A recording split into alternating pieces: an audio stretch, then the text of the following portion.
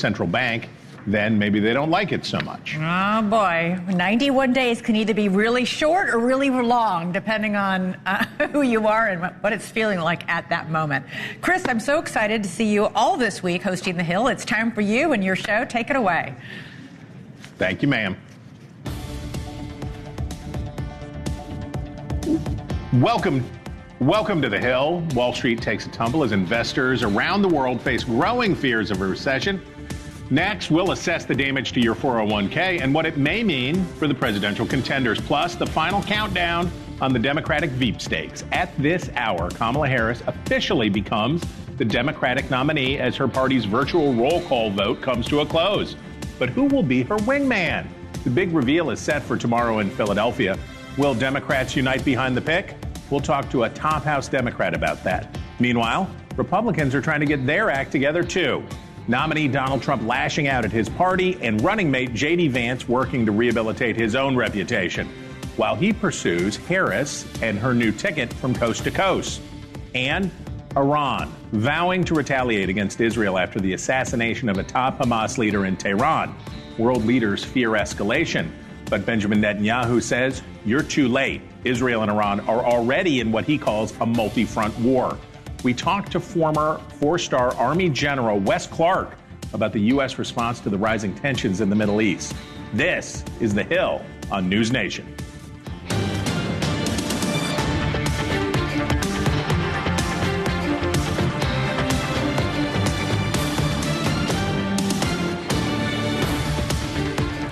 Unhappy numbers on the job market and consumer confidence sent investors scrambling today. The Dow dropping 1,000 points and 2.6% today.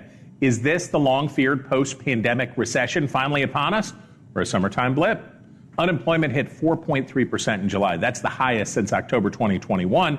Job openings declined slightly in June. And we learned last week that Americans' confidence in the current economy is decreasing. And you can bet both presidential campaigns are watching closely. Polls show the economy is the top issue for voters and one of the best for former President Donald Trump's bid to return to the White House.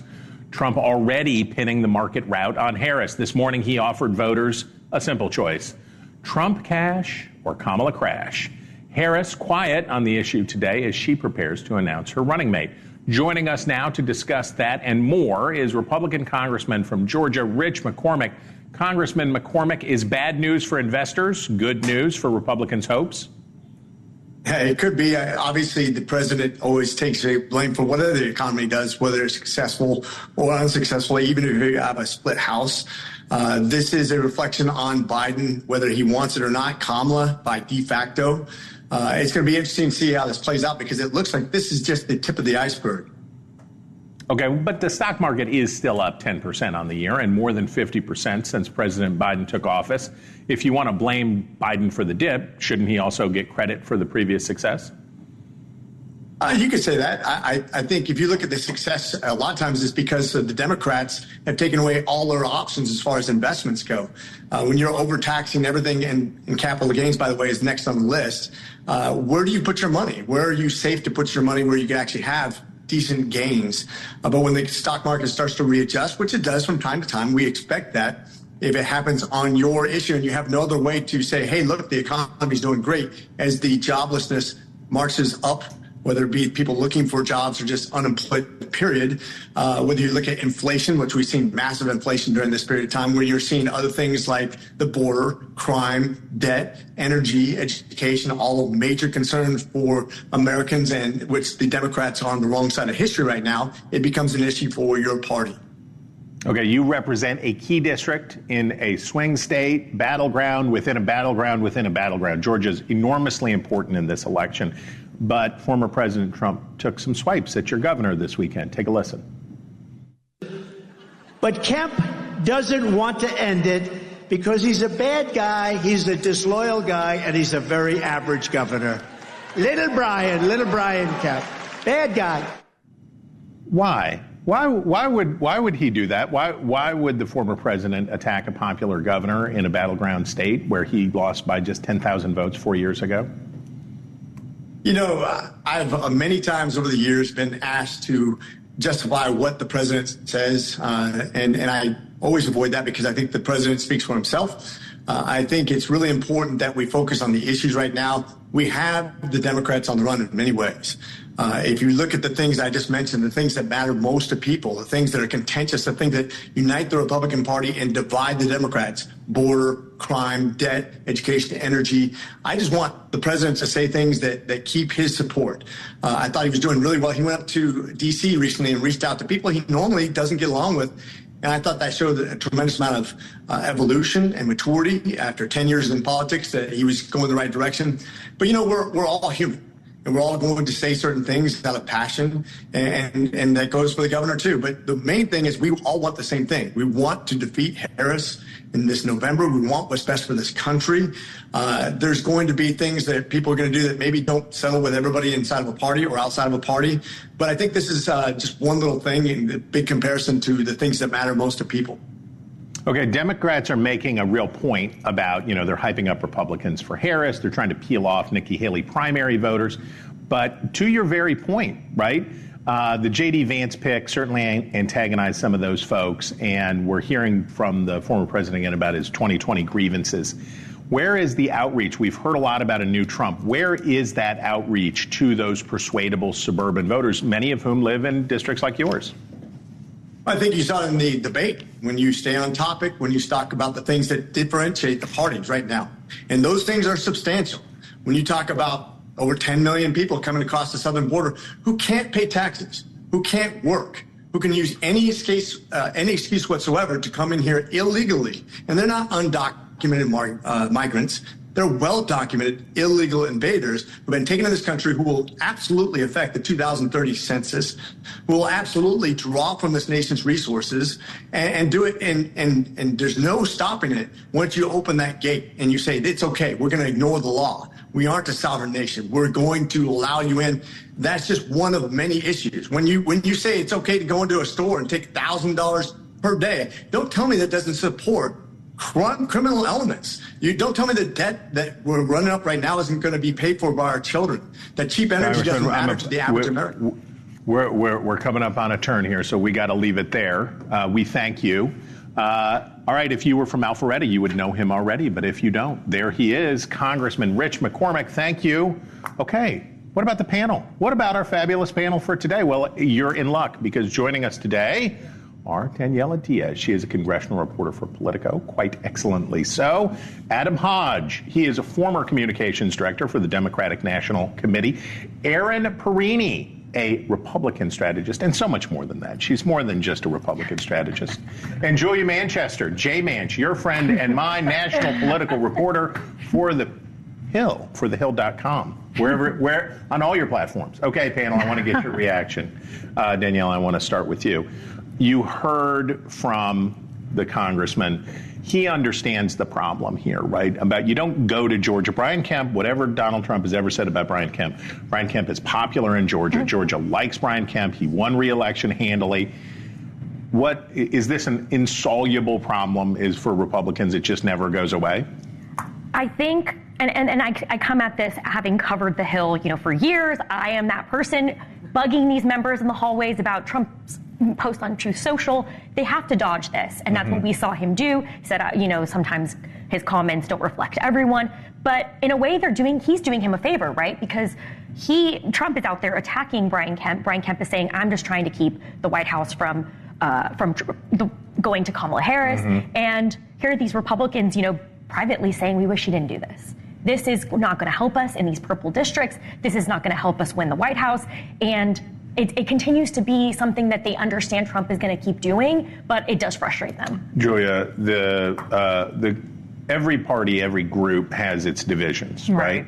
And the whole idea is you shut up about it in public. You don't want to air it in public. How does the compressed timetable for this election, right, increase the value for each day, each moment? It's a weird phenomenon. We went from having a 10-month general election to a 100-day general election.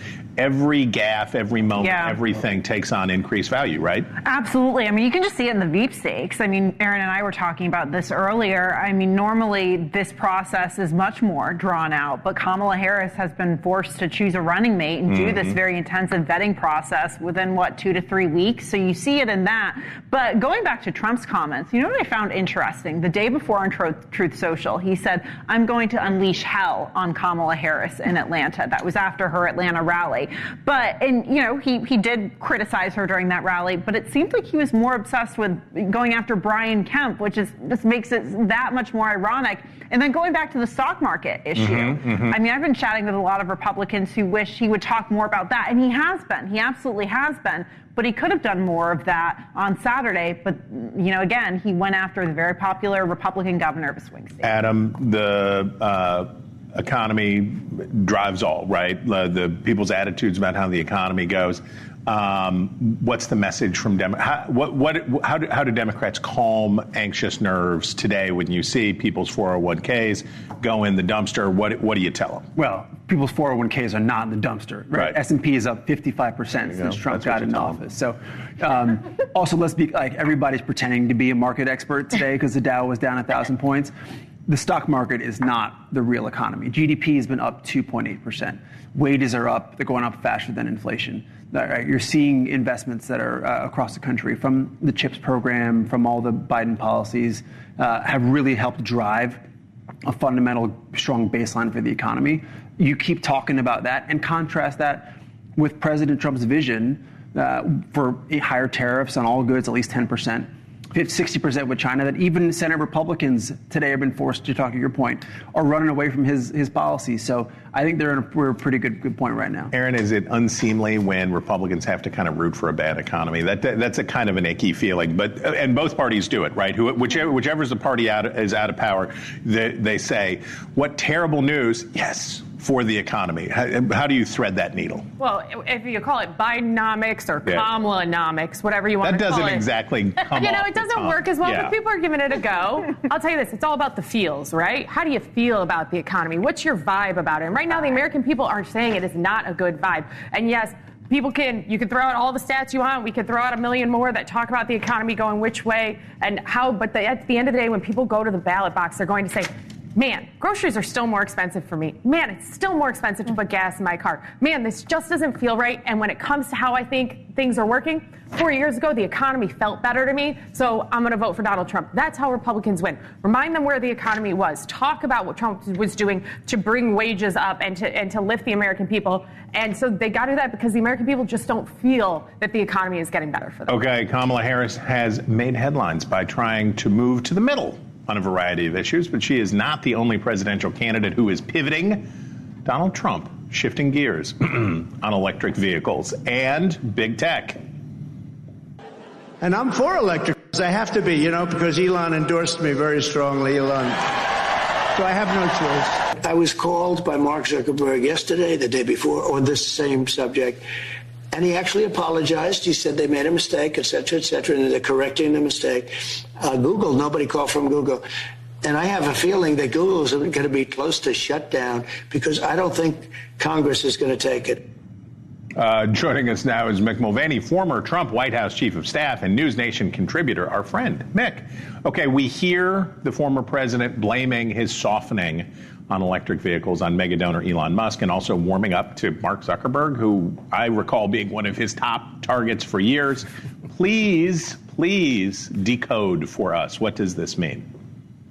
I'll do my best at decoding it. Donald Trump cares about a couple of things, and he cares very deeply about them. He cares about immigration. He cares about taxes. He cares about regulation. He cares about America being taken advantage of by their friends overseas. Things like EVs and crypto, they're not in his wheelhouse. They're not his sort of core principles. And it doesn't surprise me that he can sort of go back and forth depending upon how the issues have evolved over the last several months or years, who he's talked to recently. Look, Elon Musk was in the White House a lot when I was the chief of staff. When you have that kind of access, why is that access valuable? Because you get a chance to make your case directly to a decision maker. So I'm not too surprised by it. I think there's secondary and tertiary sort of issues for the economy. But yeah, you can expect politicians to actually listen to people that come and sit in front of them from time to time. It's weird, though, to have somebody who is auditioning to be president saying to these very wealthy people in these companies, right? I like you, I don't like you, you're good, you're bad. Elon Musk gave me $45 million. I mean, you have deep connections in the business world, too. Yeah. This must be incredibly frustrating for these executives in these companies trying to come up with a strategy around Trump. It shouldn't be, because it's human nature. We all like dealing with people that we like better than dealing with people we don't like. I saw this in the international realm on a regular basis, that Trump really, really liked Shinzo Abe. They got along well. They had things in common. There are things they could talk about. They played golf together.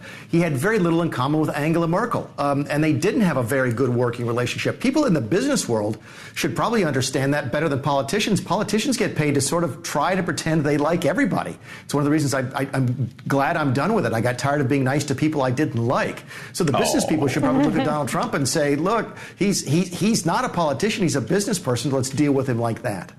And maybe give $45 million to his campaign. Okay, before we lose you, keep your decoder ring on for a moment. Is there any kind of strategic thinking behind attacking Brian Kemp and re-airing this stuff, or is this just a fit of pique? Is this just a tantrum, or is there something that I'm missing here?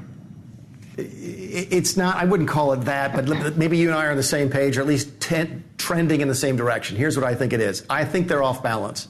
I think the discipline that you saw in the campaign during the primaries, the calls for unity, and then after the assassination attempt, sort of his change of perspective and so forth that we saw a little bit during the convention speech. I think all that sort of went out the window over the course of the last couple of weeks, when they went from a tight race and then a monumental debate and a race they're winning easily going away, to Biden getting out of the race, to running against Kamala Harris, to expecting Democrat chaos, to not getting that, and now Kamala Harris is up in a couple of the polls. I think that whipsawing of politics of the last 2 weeks has caught them off balance, and Trump is reverting to form. What you saw today is that Donald Trump, before the assassination, before the attempts at unity, you saw classic Donald Trump. I think if he gets his balance back, you'll see him go back to sort of the unity argument. But if not, you'll see more of this, of just airing of grievances of people he's upset with. All right, our favorite code breaker, Mick Mulvaney, we thank you very much. Okay. Coming up, tensions in the Middle East. President Biden meets with his national security team as Iran vows revenge against Israel. Is the U.S. being drawn into a possible larger conflict? Plus, who made the final cut? Kamala Harris set to reveal her pick for VP. It's a chance for swing state momentum, but it may leave some members of her party unhappy. And did you hear the one about the dead bear and the independent presidential candidate in Central Park?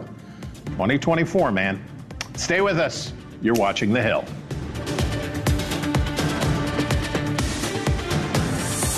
Welcome back to The Hill here on NewsNation. Vice presidential nominee J.D. Vance campaigning in South Philadelphia tomorrow. It's his first stop in Pennsylvania since being named Donald Trump's running mate.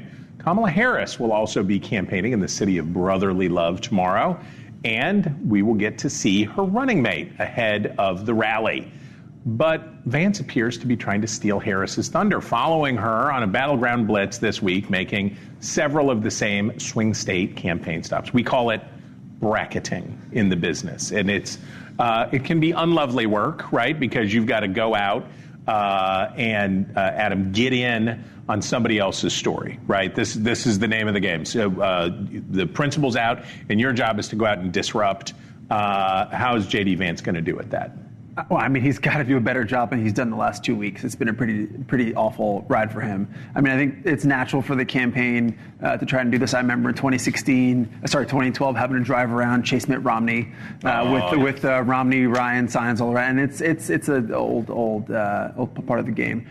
I think he has to try to also tell his own story and try to improve his -6 favorability ratings. That's pretty terrible. He's clearly been a drag on the Trump campaign so far, and so he can try to do that, but he's got a really tough task. Aaron, one of the stars of the Republican National Convention was J.D. Vance's wife, and she was one of the few notes in that convention that really spoke to women and moms and all. She had this nice energy that she put forward, and she's out now trying to put the cat lady comments in context. Let's listen to what she had to say.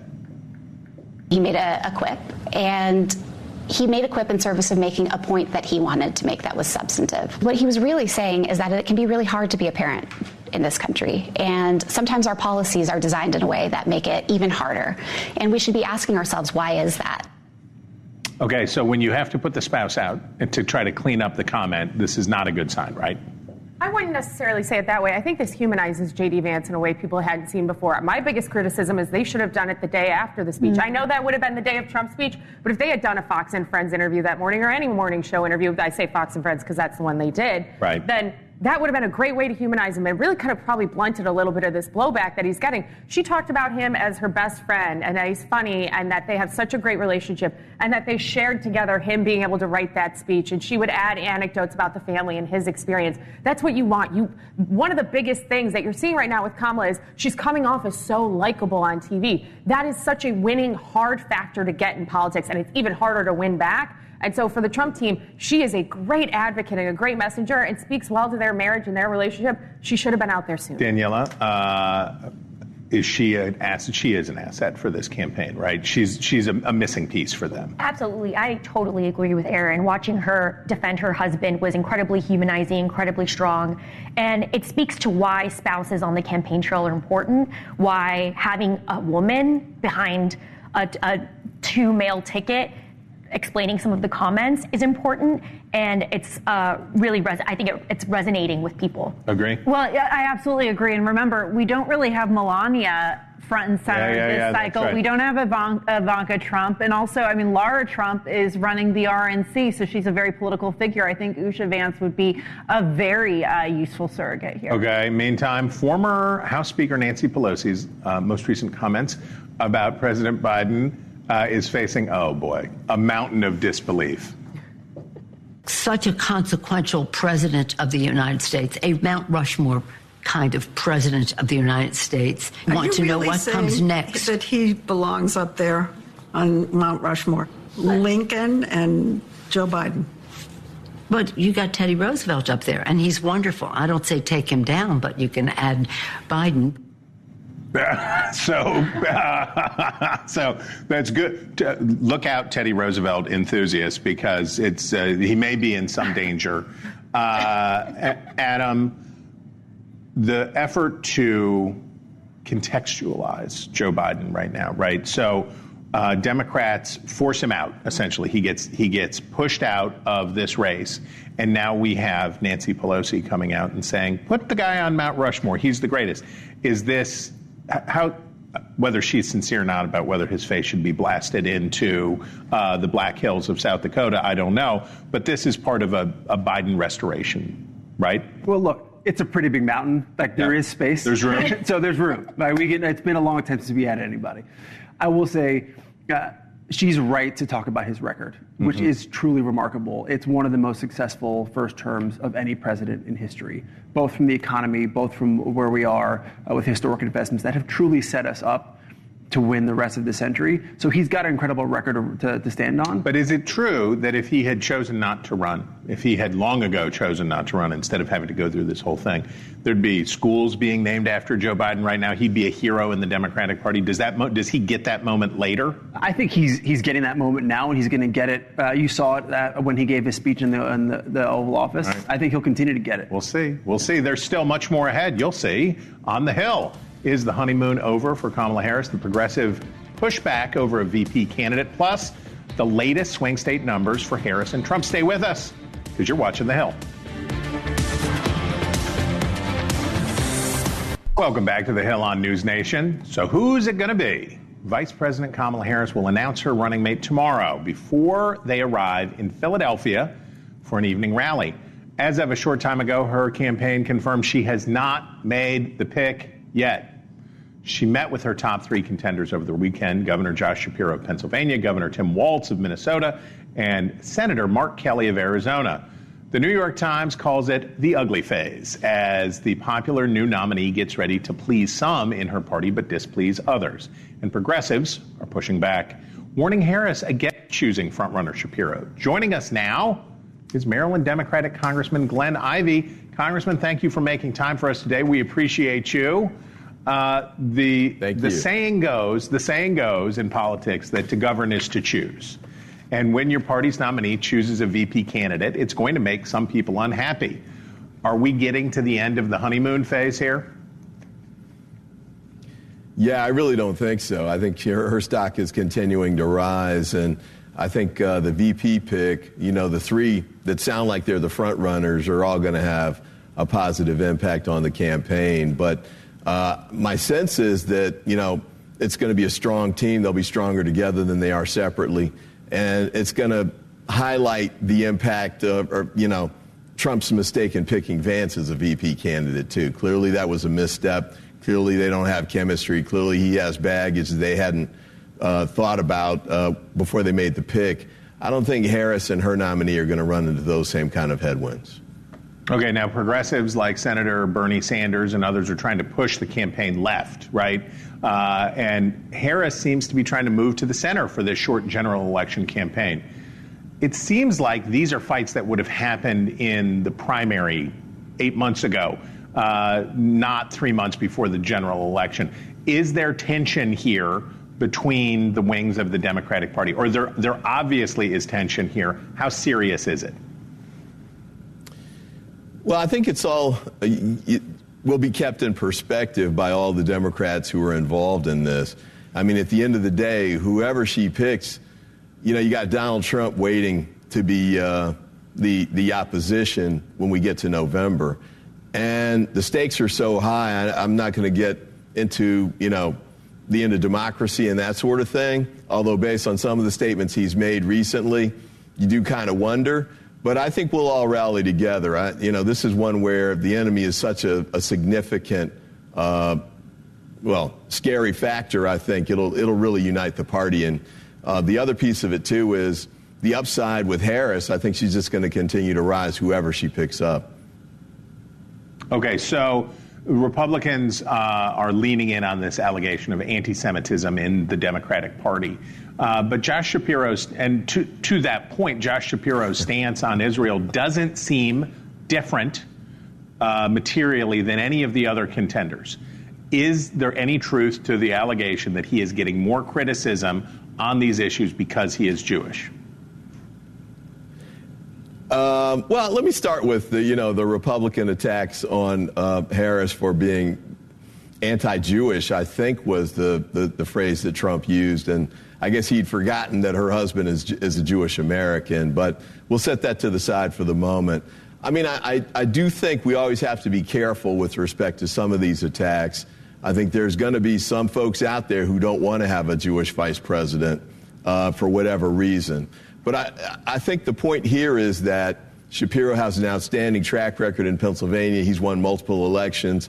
He's very popular. He would help to lock down the blue wall piece that Harris is going to need to win in November.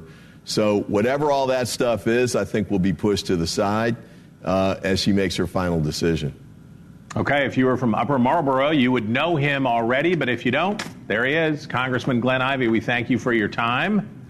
Okay, panel. Thank you.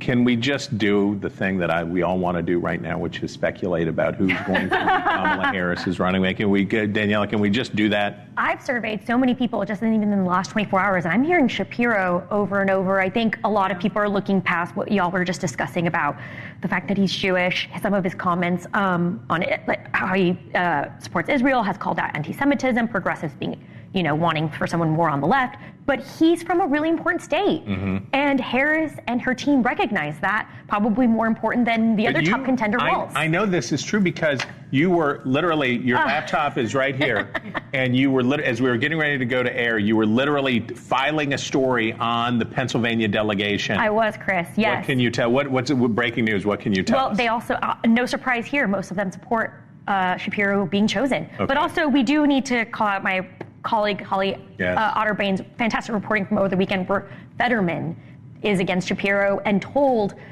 one of his advisors told Harris's team privately that he's too ambitious for the job. Too ambitious. That's an interesting. An ambitious politician. Yeah. Heaven forfend. Jay Manch, play the game. Look, I mean, I followed Shapiro around on the trail in 2022, and he really is impressive on the trail. He is high energy. I think a lot of the comparisons with Barack Obama, I mean, they might seem a bit cliche, but I think they both have this very similar calm, cool, collected energy, but also able to energize a crowd.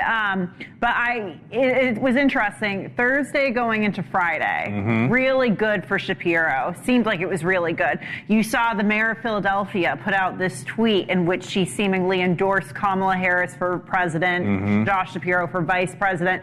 Got a lot of people chatting. But then over the weekend, I had lots of progressive activists. Mad. Yes, very mad. There was an op-ed that was dug up from when Josh Shapiro was 20 years old, a student at the University of Rochester. Great city. Yes, there you go. Shout out to Rochester. I love Rochester, New York. Great hometown. But in the op-ed, he calls Palestinian Arabs battle-minded, and then, essentially says peace can't be reached in the Middle East. He has said he has evolved from that position, but that's being used against him. Okay, tomorrow, Vice President Harris will kick off a week-long tour of battleground states, starting where else? Keystone State, Pennsylvania. Let's take a look at how this race has changed. What a difference 2 weeks can make. Nationally, Harris has improved by 2 points over the past 2 weeks, while Donald Trump is up he's down actually a little bit. Sorry, Donald Trump. Now, let's go to the swing states. In the old blue wall states of the industrial Midwest, Harris has mostly closed the gap Democrats have been facing. In Michigan, Harris has improved by more than 4 points, while Trump has increased his vote share by 0.6 of a point. In Pennsylvania, she's grown her number by almost 3 points. And in Wisconsin, Harris got a 3-point bump, 2 points better than Trump did. So let's turn south to the Sun Belt, where Harris has given Democrats new momentum. In Arizona, Harris outgaining Trump by more than 2 points. In Georgia, a similar story. Trump up, but Harris up more. And in Nevada, that's the big mover. Harris improving by nearly 2 points, with Trump down by 1.4 points. Democrats are loving the new trajectory, and Republicans want another race reset. Maybe a debate would help. Oh, no. But the former president pulled out of next month's scheduled debate, the one he had agreed to when Biden was still at the top of the ticket. Harris' campaign says Trump is running scared. Aaron, how does this end? How does this story end?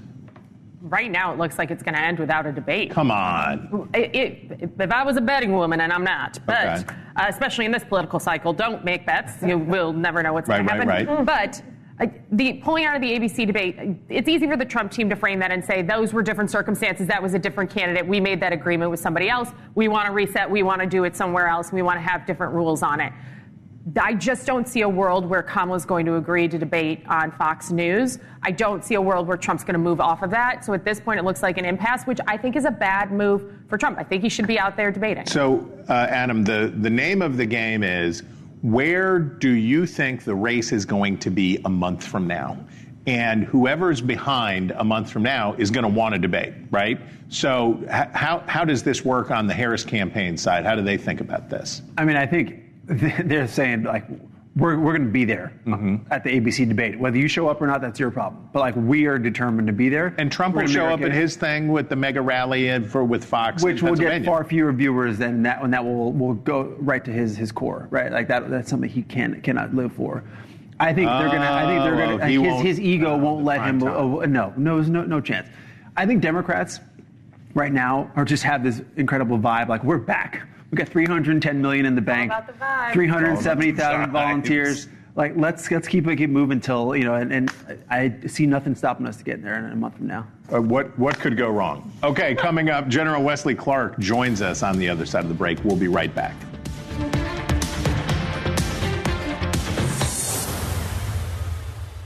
NewsNation tonight. Former President Trump criticizes Republicans. He's the disloyal guy, and he's a very average governor. But is this a winning strategy? Bill O'Reilly weighs in live. Then Sage Steele on Vice President Harris and the black vote. On Balance tonight. Last hour, word of several U.S. personnel hurt in a suspected rocket attack on an airbase in western Iraq. That attack, as President Joe Biden gathered his national security team in the Situation Room at the White House this afternoon, Israel and the world bracing for retaliation from Iran. The United States now joins the growing list of nations urging their citizens to leave Lebanon, quote, booking any ticket available. Joining us now, retired 4-star General Wesley Clark. He's the former NATO Supreme Allied Commander in Europe and also the chairman and CEO of Wesley Clark and Associates. General, thank you for making time for us today. Take us into that room with the president's national security team. What's it like in there? What's going on? How does this discussion work? Well, they're going to report that the disposition of U.S. assets first. They're going to say the ships are mostly there. The aircraft have been deployed. Everybody in the region is on alert. There'll be talk from the agency about what the latest estimate is of what Iran's going to do. What we don't know from the outside is whether there's been any detailed information gathered by, let's say, Jordan or other friends in the region about the Iranian projected response. If you were to guess it would be much like what happened the last time. So how much hard? Yeah, I want to get to that. Are you talking about last time in April when Iran responded, but it was mostly ineffective, right? Yep, it was. It was mostly ineffective. About half the ballistic missiles failed, and the drones were all shot down with a couple of exceptions. So now this is conjecture, I know, but was Iran trying to not succeed too much in April? That it was intentionally, they were looking for some sort of proportional response that wouldn't escalate things, or were they trying to do more and failed? What was your assessment in the spring? I think they were trying to show to their domestic public Iran's power. They were trying not to lose faith with their terrorists in the region, and they were trying to show something of technology without provoking a strong Israeli response. So does that increase the stakes when it comes to face saving? I mean, we're talking here about a strike or an attack inside Tehran, inside their capital. The need to show that they are standing up to Israel here is greater given the failure in April. Is that right? I think that's right, and I think that for this reason, they probably haven't telegraphed what they're going to do the same way they did in April. And I think that they're trying to calibrate this so they can raise the stakes in this without provoking an Israeli strike on their nuclear assets. This is a way of Iran getting closer and closer to the sort of red line that's going to bring a really strong Israeli response. I want to very quickly get your take on the situation in Venezuela before we have to let you go. What is going on there? We have strongman Maduro clinging to power in an apparent event despite losing an election. What are the national security implications here? This is a huge oil producer. This is a big country. This is an important country in the Western Hemisphere. What do we see there? The U.S. has tried to work positively with Maduro. He deflected what we offered. We reimposed sanctions. He cheated in the election, obviously. At least that's our assessment. And he's going to hold on to power through force. It's a threat to neighboring Guyana, which also has huge oil deposits in there, and a really bad sign for the United States. And it puts additional pressure on the refugee flow coming north out of Venezuela through Colombia. General Clark, we thank you so much for your time. Have a good rest of your day. Okay, panel, there is no issue that divides American politics right now more than that conflict with Israel. And this is not, Daniela, what Democrats want to talk about this week, right? This is the question of intensifying conflict there is not what they want to talk about, right? I mean, we're seeing that play out in the sweepstakes race. Right. When it comes to Shapiro, we were just talking about that. It's been single-handedly the biggest issue, and of course I am a congressional reporter, I go back to all the members, dividing the Democratic Party. Mm-hmm. And progressives feel a certain way about the issue. A lot of progressives are pro-Palestine. There are a lot of pro-Israel members. It divides the average American as well. We are all in different rooms having different conversations with people who feel very sensitive one way or another. So it's a difficult issue. Adam, in a former life, you were a spokesperson for the National Security Agency. Talk about how the communications effort around this goes. I think right now, especially coming out of the sit room meeting, Jake Sullivan is telling his team at the NSC, like, this is what we talked about in the meeting. Talk to DOD, talk to the CIA, talk to folks at state. Where are we on communicating to people in Lebanon about getting out? What are our plans to communicate? But I think they're also reinforcing the fact that the president has already put a bunch of assets in the region to help Israel in case there is an event, an attack. You heard the message from the State Department today, though. Like, this does not have to spiral, and de-escalation is in everybody's best interest, and they're going to keep trying to push that. The biggest thing that would help de-escalate the situation is if we got a ceasefire deal, and I think they're going to keep pushing to try to get that across the table. Well, we're going to keep a prayer for all of the troops, U.S. troops especially, that are in that region in harm's way. Okay, how about some good news?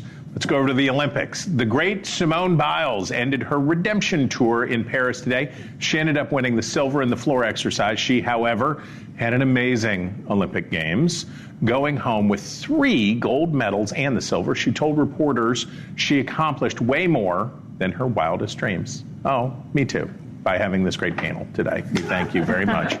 Guys, we really appreciate your time today. Thanks for running some floor exercise with us.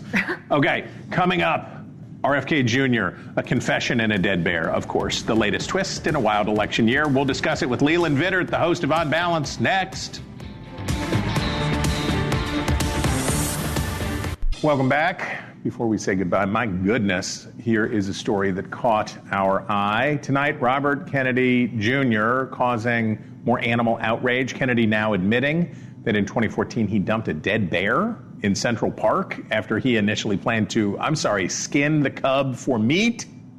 And I said, I had an old bike in my car that somebody asked me to get rid of it. I said, let's go put the bear in Central Park and we'll make it look like he got hit by a bike.